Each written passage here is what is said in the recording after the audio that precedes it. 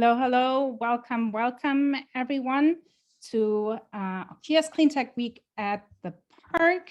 And this is the second Fireside chat today.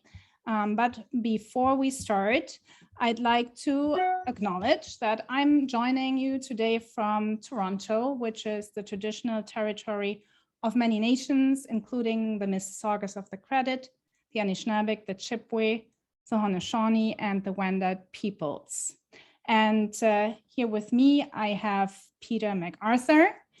Peter MacArthur is the chair of Octia and RBCX Clean Tech lead in his J job, as he likes to say.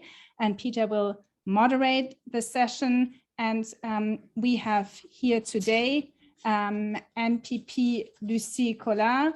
Lucie is the MPP, Liberal MPP for Ottawa-Vanier, and also the Liberal Environment Critic. And with that, over to you, Peter. Thank you very much, Micah. Hello, bonjour tout le monde. It is my pleasure to welcome Lucille Collard, who has represented the Ottawa-Vanier riding since February 2020 as a member of the Ontario Liberal Party. Welcome, Lucille. I might also add that I now reside in Ottawa-Vanier and just told Lucille that I'm one of her neighbors. So glad to be here. C'est vraiment mon plaisir de dire bienvenue à Madame Lucille Collard comme représentante de la circonscription d'Ottawa-Vanier. She is not only the opposition critic for the Ministry of the Environment of Attorney General, the Ministry of the Solicitor General, Office of Women's Issues, but yes, the Ministry of Environment, Conservation, and Parks. That's a lot of responsibility, Lucille. Obviously, lots of confidence in your abilities. And when I look at your resume, I get a sense of why the party has put those responsibilities on your shoulders. As a lawyer in the public service, Lucille has worked on NAFTA, the Canadian Nuclear Safety Commission, and the Federal Court of Canada. These are pretty significant mandates and subjects. So good for you for digging into the weeds on in those areas.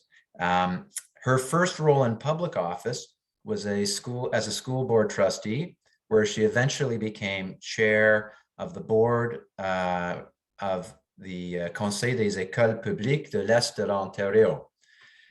As a mother of four, she launched a pilot francophone school with 18 students, Trail des Bois in 2003, and almost 20 years later, that school has 600 students.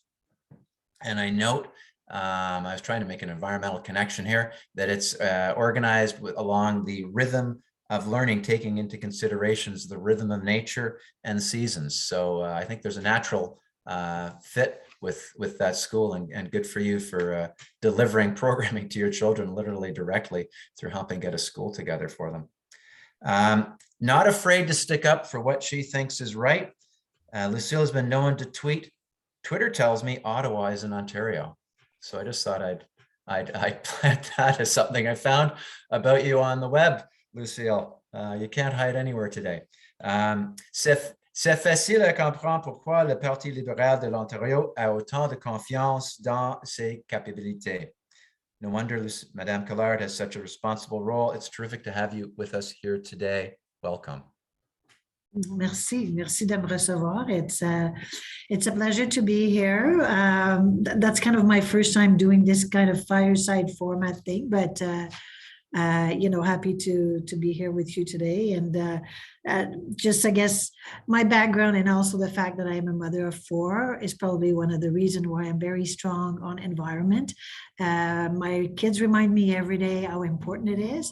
And, I like to put my values into concrete action. So we have solar panels on our house, and I drive an electric car, and we're very big on recycling and reusing and all these R's that are so important to our environment. So we try to do our part.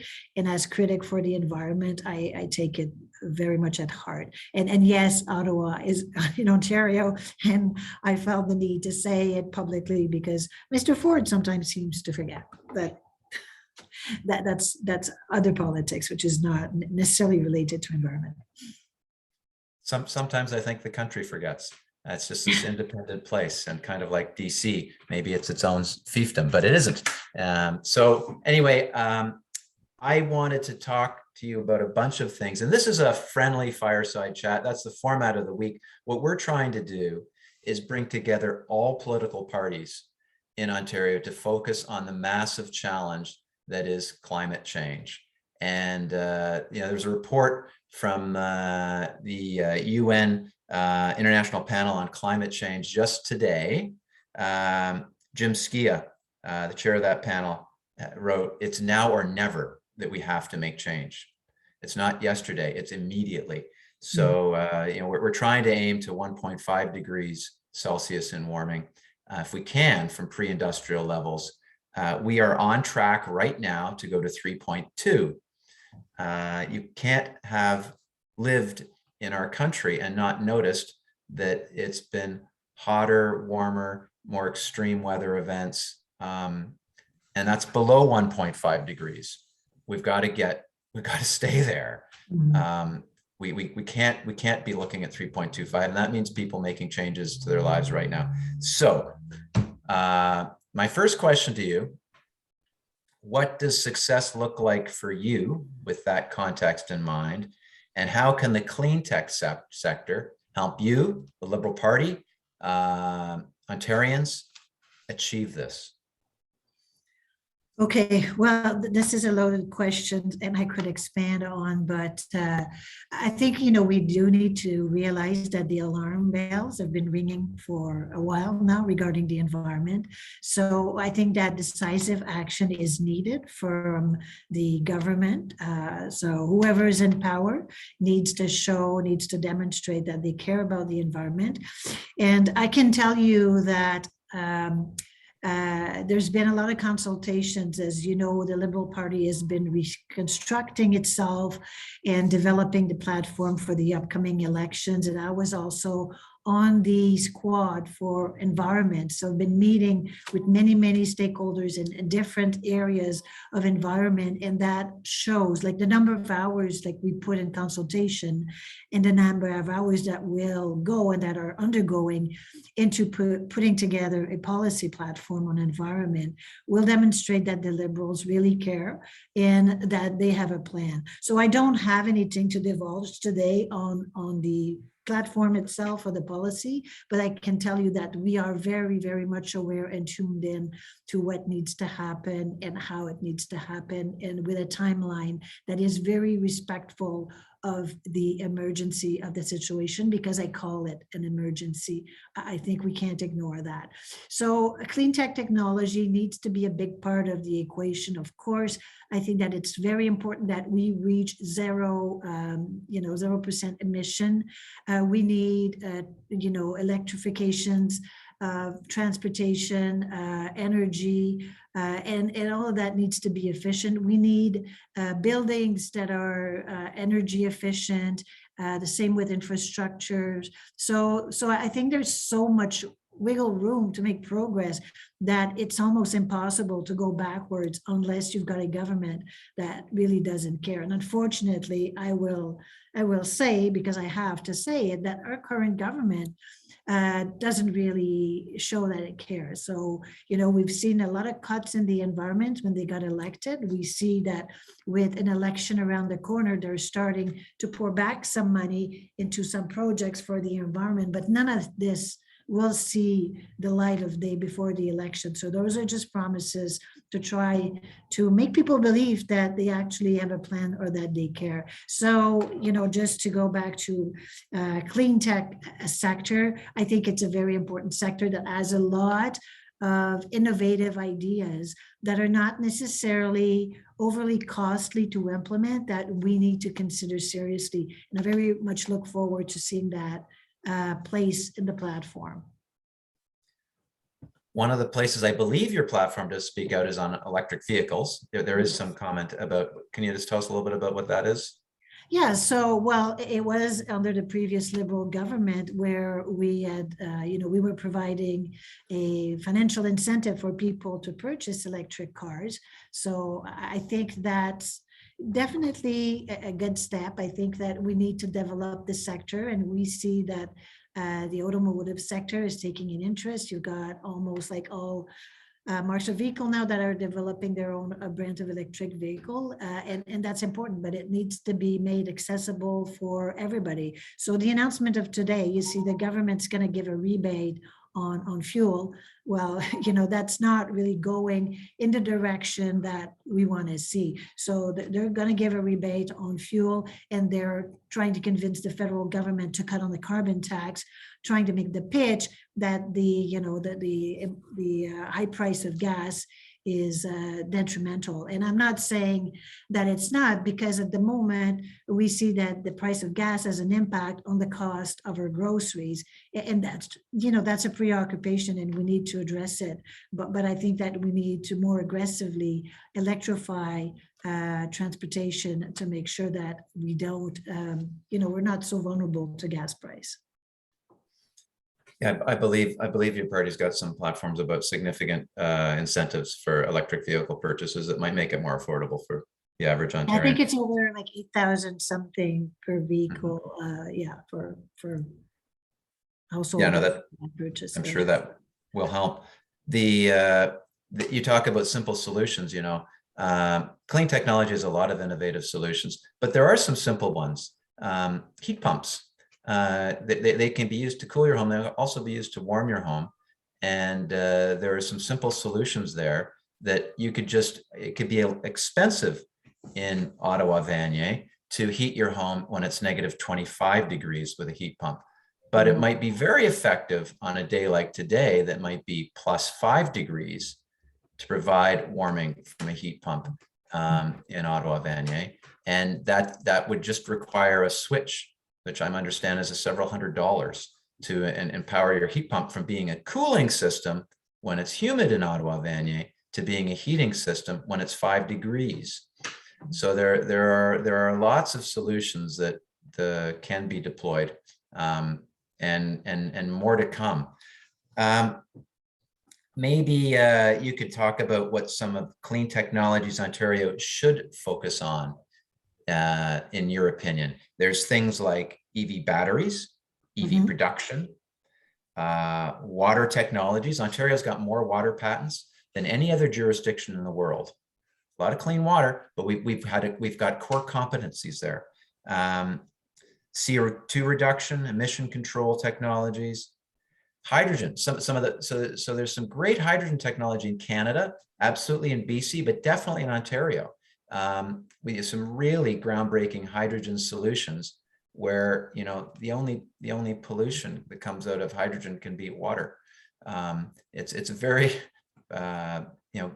well, depending on if it's generated with renewable electricity through electrolysis, it can be very positive.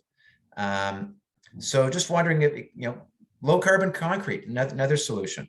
Smart meters. There's some great companies with some smart solutions. If you build an apartment building in your riding, you would hope there would be electric vehicle charging solutions. But for a developer, there can be huge costs to doing that.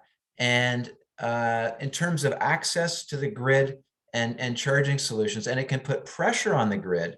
If you say you have an EV, I'm glad to admit I do too. But if everyone plugs in at the same time, as the ovens are on for cooking dinner or the air conditioner's on for cooling a large office building, it can be a problem. But Ontario's got some solutions. Okay, I've given you some thoughts, but I'm just wondering if the Liberal Party has some priority clean technologies from Ontario you might be thinking about focusing on.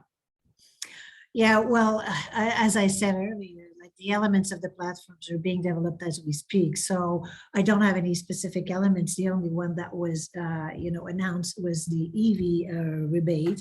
But I think it's very important that we use clean tech to retool what we have, to make sure we use the elements as much as possible. And you people have those solutions in terms of what kind of technology adjustments or retooling we could do to actually be more efficient in the way we use or produce energy. So it needs to be balanced. And I found, and you know, you specialize in clean clean technology, and that's great. But I think that the approach to making sure that we protect the environment, that we stop, gas emission, it needs to be a cohesive approach with all the sectors. We can talk about energy, we can talk about technology, we can talk about waste management, which is a big piece also that needs to be addressed. And I think that, clean technology could actually help with that. But, I've seen a lot of sectors, because I've met with so many stakeholders, what I'm seeing is a lot of silos in the way that the solutions that are being proposed are brought forward. So I'm hoping that the party will be able to gather all that information that we've been collecting for them, and have a plan that's cohesive, that's comprehensive, that will take all those elements and will be able to integrate them together to make sure that we have a strategy that will be implementable and efficient for the long run. So that's my hope. And again, I'm not developing the platform, and I've been collecting information, and I know that clean tech is part of it. It's certainly, it's not all of it. I mean, we all make decisions every day on our own. And how do we consume? How do we get to the grocery store? How do we deal with refuse? How do we take packaging? What are the choices all of us make? There's lots to be done there. You talk about reaching across groups and across sectors. Here's we can't get to this goal unless everyone's together on this. And I wonder if you have thoughts about how the Liberal Party can work across party lines so that all parties in Ontario work together to solve some of our challenges related to getting to net zero. Mm-hmm. Yeah, and that's a very important point. Like we keep raising here at Queen's Park a number of issues that we say this is a nonpartisan issue.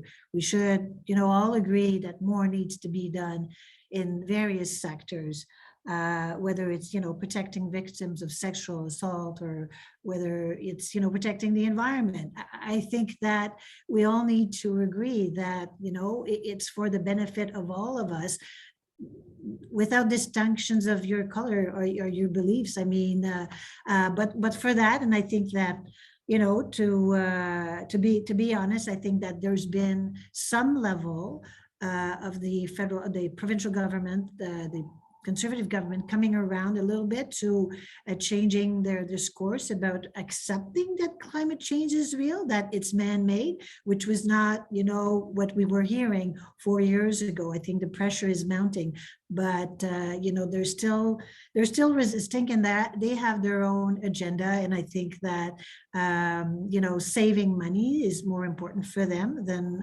saving the environment. And the Liberal Party has always been open and agrees to work across party lines. If we can get a consensus on something that needs to be done, we're not going to oppose it just for the sake of opposing. So we are more than willing to work in collaboration with everyone around the table who wants to go in the right direction, in the same direction. No, I think there's lots of room for that, and I think there's lots of consensus around climate. You mentioned your kids. It's pretty hard to think of anyone who doesn't have family and can't think of what future generations will inherit. So yeah, it will take all of us working together to do that. You may not be as aware that Ontario is home to about 40% of Canada's clean tech sector. We've got unrivaled access to one of the most diverse workforces in the whole world is in this province. Most highly educated, an unbelievable university system. Whether or not you think nuclear has a role in a clean environment. There are 5 universities in Ontario that have a master's in nuclear engineering. The resources in this province are phenomenal. University of Toronto, unbelievable chemistry group. Chemistry is a key to a lot of the challenges that face our planet. And if we can pull out that knowledge and help it commercialize, there's big opportunities. On access to capital. Well, this is the home of capital in Canada.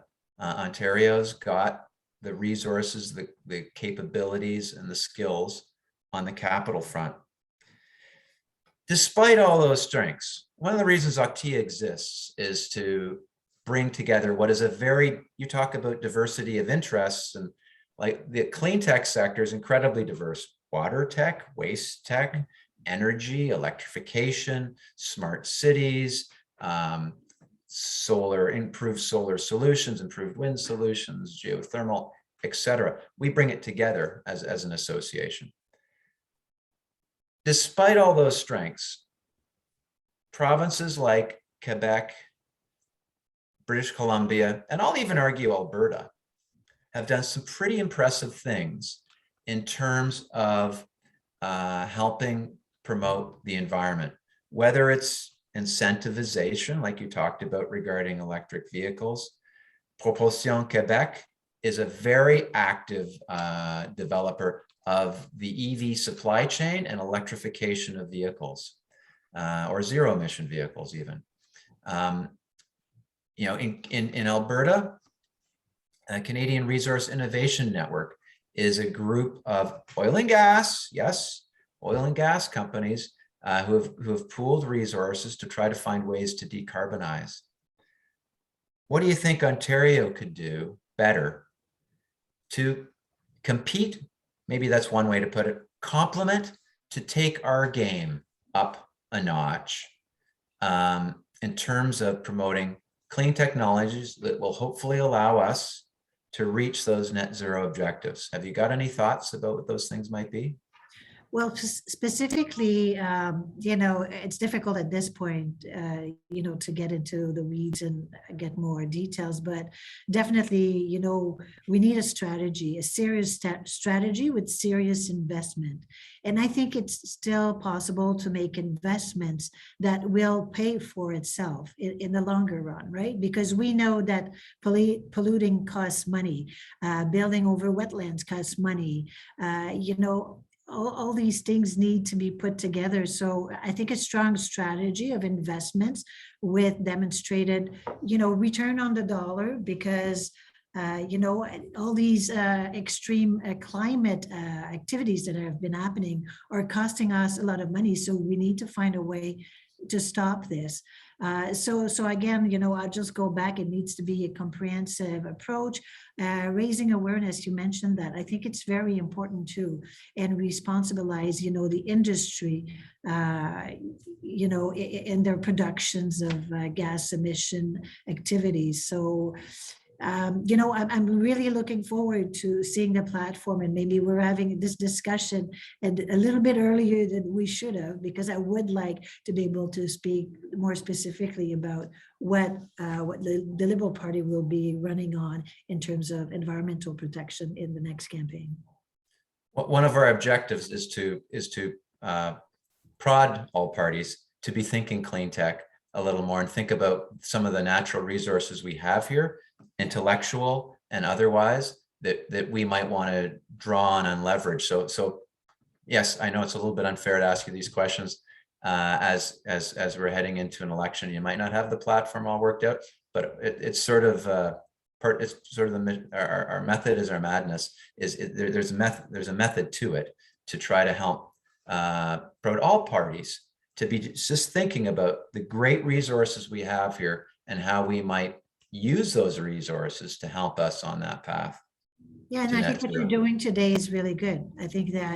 I hope you get to speak to a lot of MPPs and a lot of people in the government to, just make them aware of all the solutions that are, within our reach. We just have to have the political will to grasp them and implement them. So, yeah, I'm hopeful. There are companies in the community in which you live that are have solutions to provide. I don't know what kind of EV you drive, but wouldn't it be great if you could charge your EV as quickly as you can fill up with gas? Well, there's a company in Ottawa that's working on that. There's another company in Ottawa that's looking at taking low-grade waste heat emissions and converting it to hydrogen, green hydrogen that can be used to power all sorts of things. And there's many companies in Ontario that are doing those sorts of innovative things that can really help us create a new society. You talked about electrification, Lucille, and that's absolutely part of the solution. I was intrigued to learn recently that the total energy basket that Canadians consume, only 17% is electric. A significant part of that electric is renewable. Right. But only 17 of our total energy envelope is electric. Look at the highways, look at our train lines, look at how our homes are heated. It's how our office buildings are heated or cooled. Sure, there's great things like Enwave in Toronto that draws cool water out of Lake Ontario to heat and cool buildings, but that's a tiny segment. So when we look at electrification in Ontario, it's hard not to look at nuclear. And how do you think Ontario, some of those reactors are aging? So how do you think Ontario can continue to electrify? I hope our energy is going to be more than 17% electric as we go forward. How do you think Ontario can do that? Well, there's, I think there's a lot of elements to it. I think, I said we need to take advantage of the elements, right? The sun and the wind, that's for sure. But by themselves, there might not be sufficient. We need to look at more electrification, more hydroelectricity. There are different things that are happening. Quebec produces a lot of hydroelectricity. Apparently, they were willing at some point to work with Ontario, but the government sort of, didn't get to sit at the table to discuss this seriously. And you spoke about nuclear. I worked at the Nuclear Safety Commission for a few years. So, I think nuclear is part of the mix, but as the reactors are aging, we need to look at alternatives and not go back to coal or, to polluting sources of energy. We need to think about it now to bridge the need in energy. And while, we know that the energy need increases, I think that there is some work to be done in reducing our consumption as well. And this is not talked about enough in my view. We talk a lot about, needing to ramp up with production of energy, but I think we can each individually do more in terms of consuming what we are consuming. And it can start in our home, it can be in our office, it can be transiting, going somewhere, just making better choices. And, that's all in the mix. So I think that to attain those goals that we want to attain, there needs to be a lot thrown in the pot and a lot of awareness as well. I think I read recently that you're talking about consumption. In Germany, that's very dependent on oil and gas from Russia, that if people turn down their thermostats by 1 degree, means a sweater maybe, but that there'd be something like 5% or greater reduction in the gas consumed. Yeah, and I think at some point, this was something that I was seeing, I think Quebec, I saw more trying to promote that kind of practice, and they were selling even the thermostat that you can program. So at night, and I think we all have access to that. So we need to use all these technology, those tools to be able to make a difference. And I think if we do it in a big scale, that contributes as well. So I don't think there's one solution, for energy, for clean energy. I think there's a number of things that needs to be put together.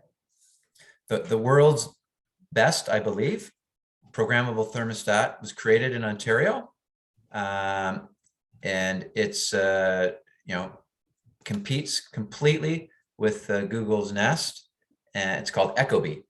And the Ecobee gets very, very high marks for its performance. A company in Newfoundland has created a programmable electric thermostat, which is more appropriate to those communities that have electric heat. I know I have a cottage, and electric heat is what I have there.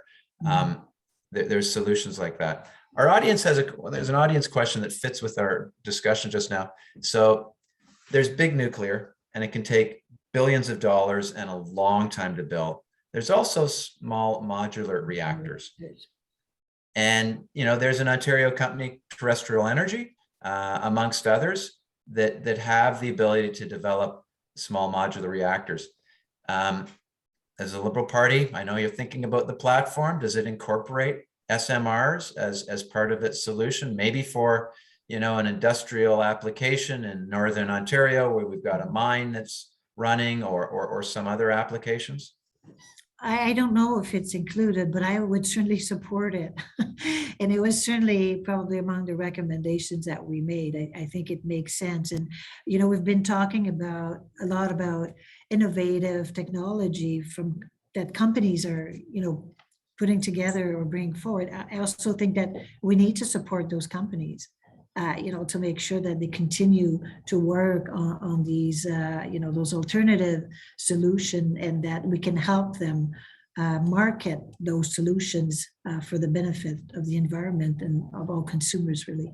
So I think we need to look at that as well, because I've heard that, for some company, it's not that obvious to be able to market and sell their products, even though they are very good for the environment, because sometimes the solution will cost more than, what we have at hand. So, in order to encourage, just like an incentive to buy an electric car, maybe we need to provide a little bit of help to companies so that they can continue and thrive in the productions of tools that can help us reduce our consumptions, or, provide alternatives.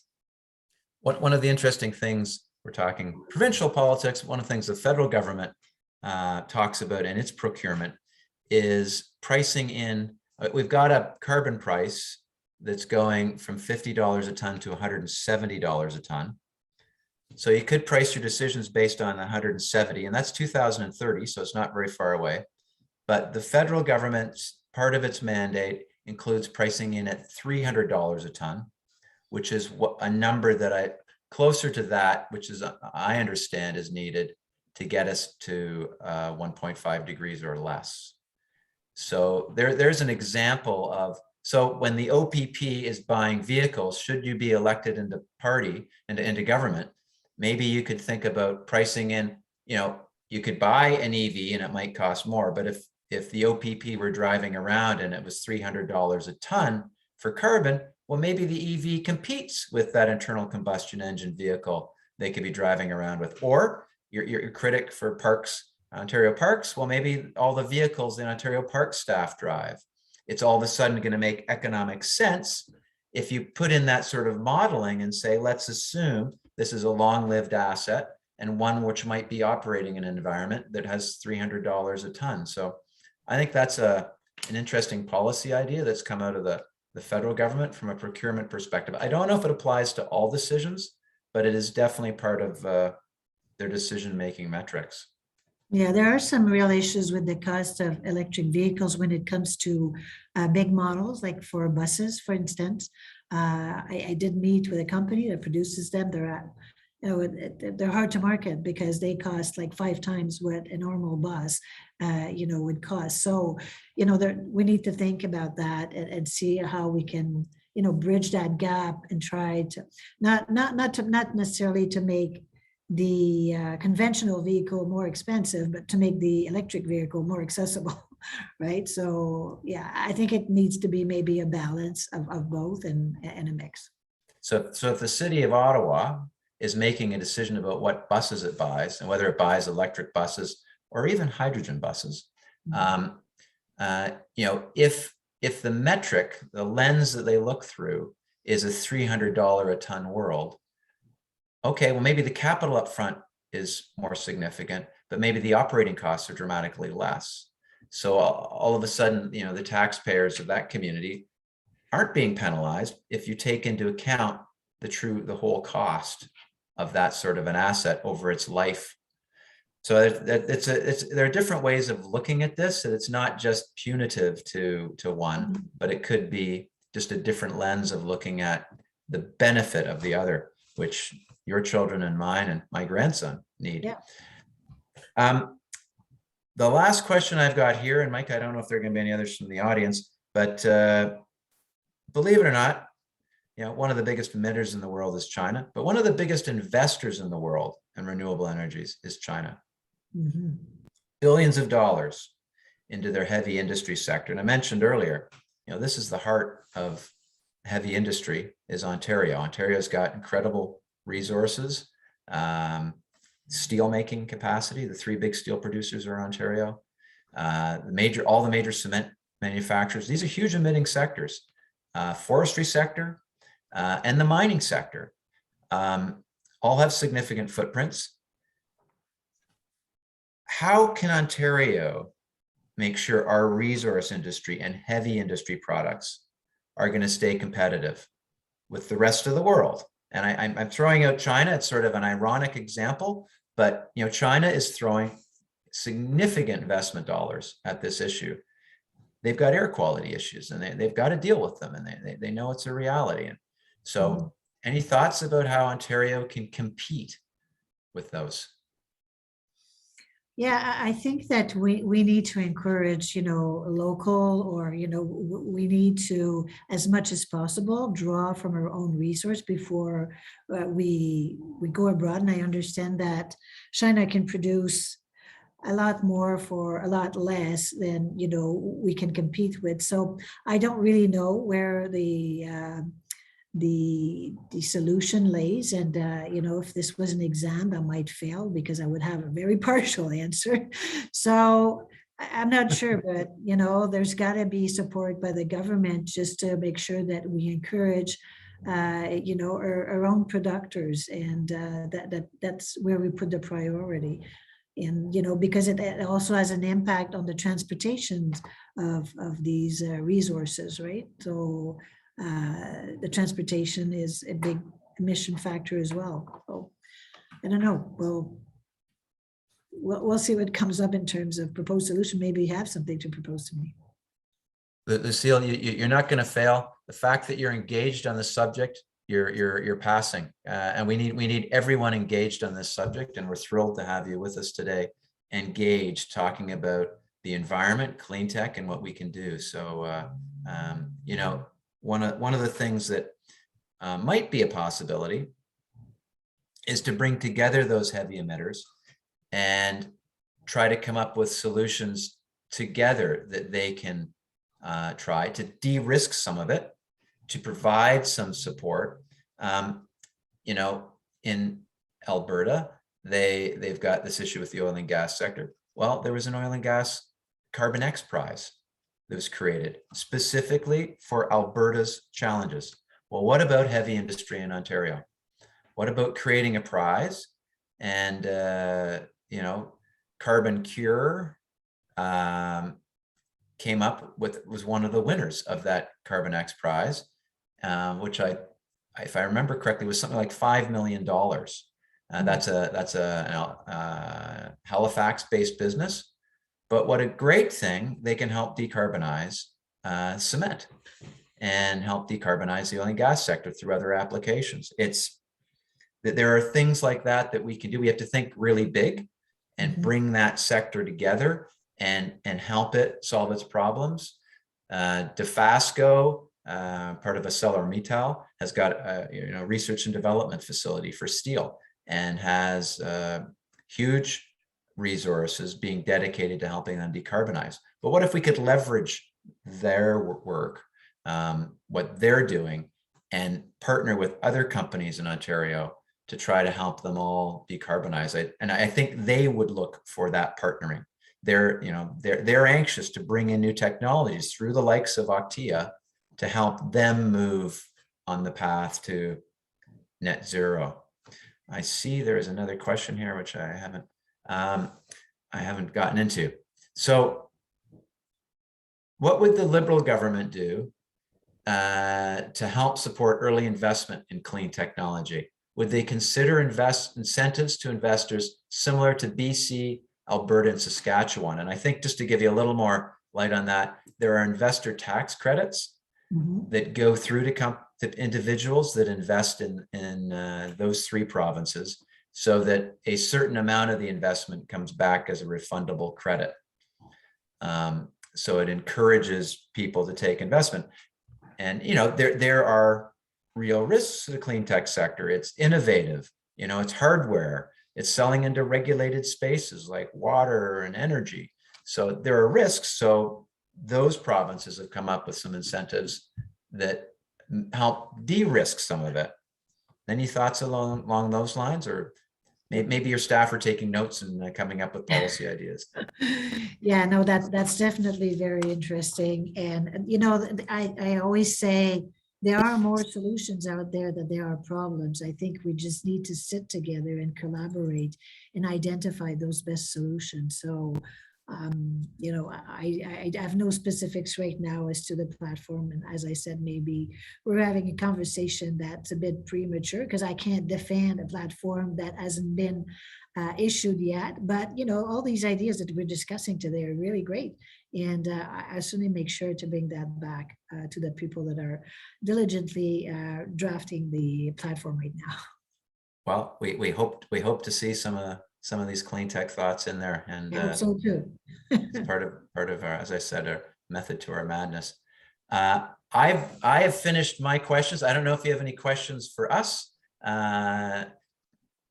No, I think that's great. And again, the conversation we've had today certainly made me think a little bit further about some of the aspects maybe that I hadn't touched upon. So I definitely look forward to bringing that back to, the people from the party, where we can have more discussion. Actually, our environmental squad has not been dismantled yet. I think they're still pretty active. Like they don't want to end the exercise. It's like they want more and more and more. and it's great because, there's so much out there and so many stakeholders and people interested in addressing the climate change issue that I can't see, our party not coming up with something that is going to be significant. So I'm very looking forward to it because we've been bringing a lot of ideas and recommendation home.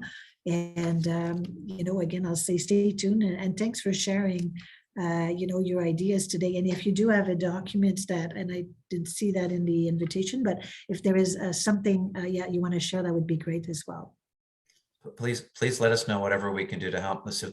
Merci beaucoup. C'était vraiment un plaisir de parler avec vous aujourd'hui et bonne chance dans les prochains jours.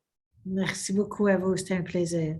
Peter, before we close, maybe I'll take quickly over just to thank you, thank MPP Lucille Collard, and thank our sponsors as well.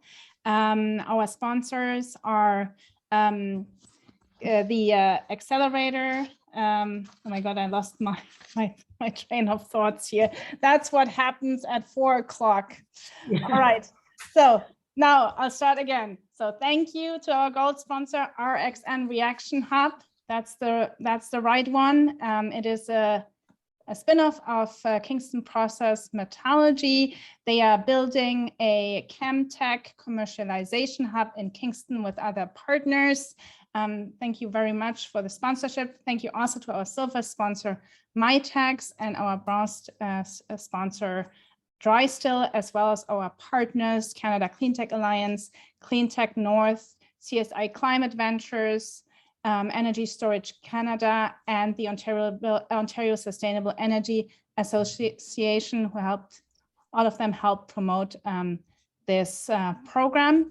And then a quick heads up, because we have more fireside chats planned this week. So we will continue tomorrow morning, bright and early, at 8:45 a.m. with our fireside chat with Minister Piccini, followed by our fireside chat with the parliamentary assistant to Minister Rickford, the Minister of Northern Development, Mines, Natural Resources, and Forestry, and he's also the MPP for Peterborough Kawartha, so a clean tech hub with, not last but not least, clean tech commons there and others. So this is going to be an interesting chat, and then we'll continue the week with the NDP Environment Critic. There's been an update in the program, and I'll keep you posted about that. The time remains the same. And we'll close the week on a high note, I think, with our fireside chat with the Ontario Green Party leadership duo, Mike Schreiner and Diane Sachs. And so with that, I'll wish you all a wonderful rest of the day. Thank you so much again, Peter and Lucie, for being here. And we can send our policy recommendations and ideas, and would love to stay in touch and keep the conversation going to the benefit of both parties. That is great. I think you've got an impressive lineup of people, and I'd like to be a fly on the wall tomorrow morning to Minister Piccini's answer. I'm in committee though, Justice Policy Committee. It's been busy, and as we're winding up towards the end of the session, things are just getting crazier and crazier. So I still haven't learned how to clone myself, but that's another technology you should be working on. We will. And yeah, the door is open, or the phone is always available, and yeah, let's keep the conversation going. Thank you so much. Enjoy the rest of your day. Right. We'll record those sessions, so if you want to see it later, you'll be able to. So. That's right. Okay, That's right. thank you. Okay, thanks. Bye, everyone.